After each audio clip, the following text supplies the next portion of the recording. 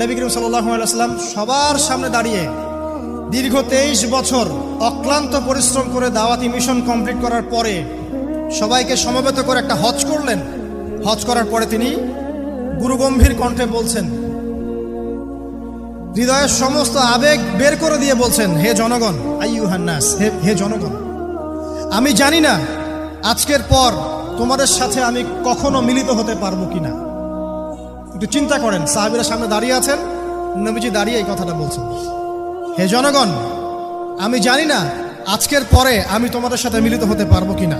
অতএব যে ব্যক্তি আজকে আমার এই কথাগুলোকে স্মরণ রাখবে সে যেন অন্যের কাছে এই কথাগুলো পৌঁছে দেয়। হতে পারে যার কাছে পৌঁছে দেওয়া হচ্ছে সেই এই কথাগুলোকে বেশি সংরক্ষণ করতে পারবে। আল্লাহ পাক তার প্রতি রহম করুন যে আমার এই কথাগুলোকে অন্যের কাছে পৌঁছে দিবে।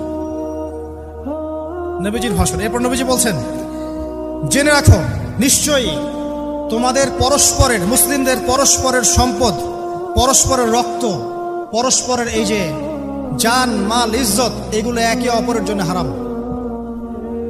মুসলিমদের পরস্পরের রক্ত, পরস্পরের ইজ্জত, সম্মান একে অপরের জন্য হারাম। এর হানি করা একে অপরের জন্য হারাম।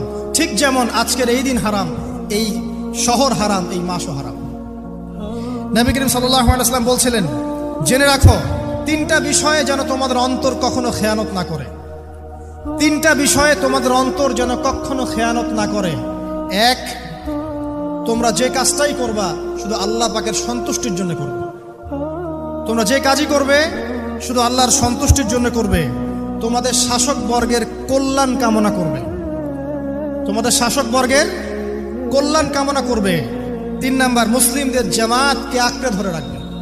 মুসলিমদের ইউনাইটেড কমিউনিটিকে আঁকড়ে ধরে থাকবে। এই তিনটা বিষয় পালনের ক্ষেত্রে তোমাদের অন্তর যেন খেয়ানত না করে।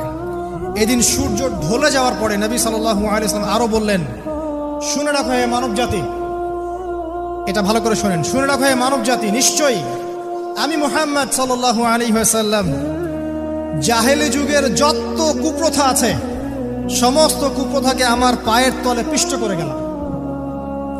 জাহেলি যুগে কি ছিল ভাই? শিরিক ছিল, সুদ ছিল, মাদক ছিল, নারীর অবমাননা ছিল, কন্যা সন্তানকে দাফন করা হতো, রক্তক্ষয়ী, হানাহানি, মারামারি, কাটাকাটি ছিল। এগুলো সবকিছুকে আমি আমার পায়ের তলে দাফন করে গেলাম। এটা কি দাফন হয়েছে? তিনি বলছেন, নিশ্চয়ই আমি জাহেলি যুগের সুদকে আমার পায়ে তলে পিষ্ট করে যাচ্ছি। সর্বপ্রথম যার সুদ আমি পিষ্ট করছি তিনি হচ্ছেন আব্বাস ইবনে আব্দুল মুত্তালিব, আমার চাচার সুদ।